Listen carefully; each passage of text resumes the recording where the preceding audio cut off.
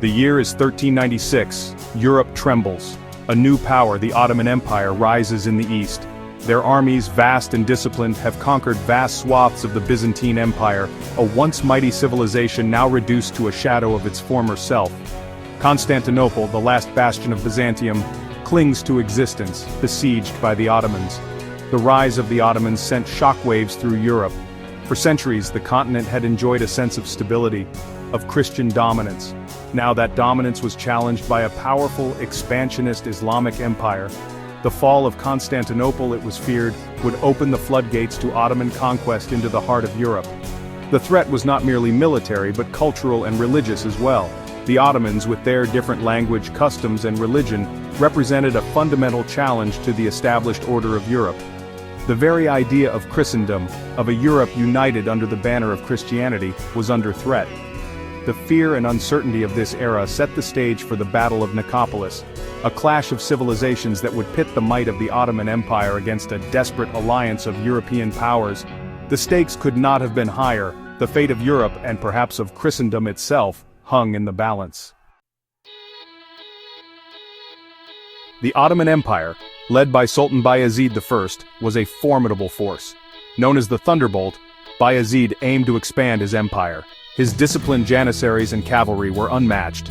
Facing them was a European coalition, led by John the Fearless. Knights from France, the Holy Roman Empire, and Hungary joined forces. However, internal divisions plagued the alliance. Cultural differences and lack of coordination were evident. This disunity would be crucial in the battle to come. The stage was set at Nicopolis, a vital fortress city on the Danube River in Bulgaria. Nicopolis stood as a bulwark against the Ottoman advance. The Crusader army laid siege, hoping to capture it. Sultan Bayezid reacted swiftly. He marched his main force towards Nicopolis. Bayezid planned to lure the Crusaders into a trap. The Crusader leadership was divided. Sigismund favored a defensive strategy. He proposed waiting for the Ottoman attack. John the Fearless dismissed this approach. He advocated for an immediate attack. He believed the French knights could secure a swift victory. On the morning of September 25, 1396, the two armies clashed on the fields outside Nicopolis. The Crusaders, ignoring Sigismund's pleas for caution, deployed in their traditional battle formation, heavily armored knights at the forefront, eager to prove their mettle, followed by infantry and supporting troops. The Ottoman army, arrayed in a crescent formation, awaited their attack. The initial Crusader assault was a fearsome sight. With a thunderous roar, the French knights, clad in shining armor and wielding lances and swords, charged headlong into the Ottoman ranks. The impact was devastating. The first lines of Ottoman troops, composed of lightly armed infantry and cavalry, were swept aside by the sheer force of the charge. Crusader banners waved triumphantly as they carved a path deep into the Ottoman lines, convinced that victory was within their grasp. Yet the initial Crusader success was deceptive. Bayezid, anticipating this impetuous attack, had positioned his elite Janissary corps behind his front lines. Armed with muskets and cannons, these disciplined troops unleashed a withering hail of fire upon the advancing Crusaders. The knights, weighed down by their heavy armor and exhausted from their initial charge, found themselves bogged down in a killing ground.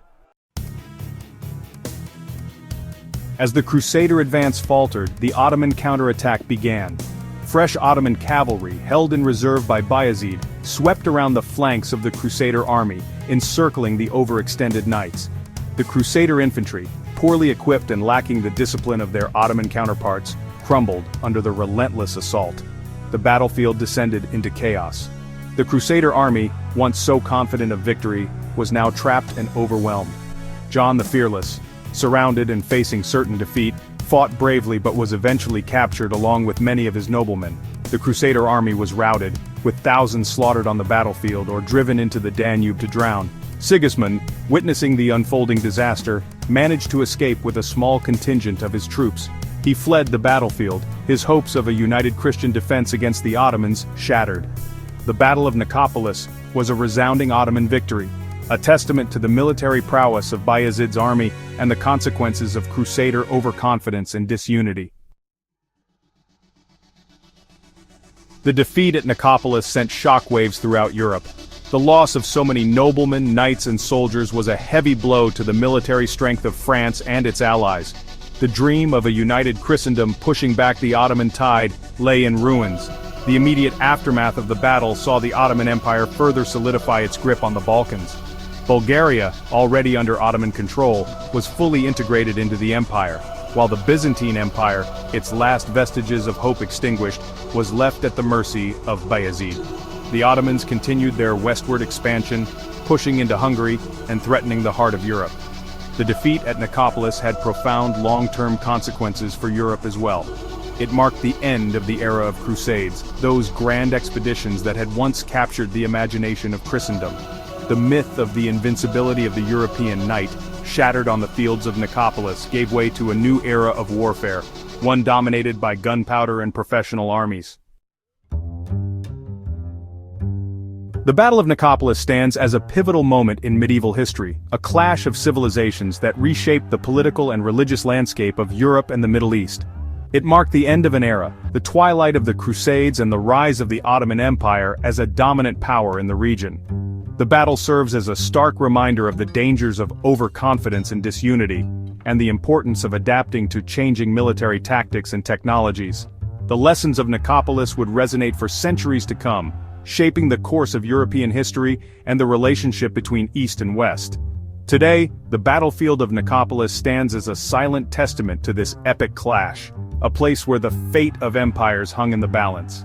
It is a place of remembrance, where we can reflect on the past and learn from the mistakes and triumphs of those who came before us.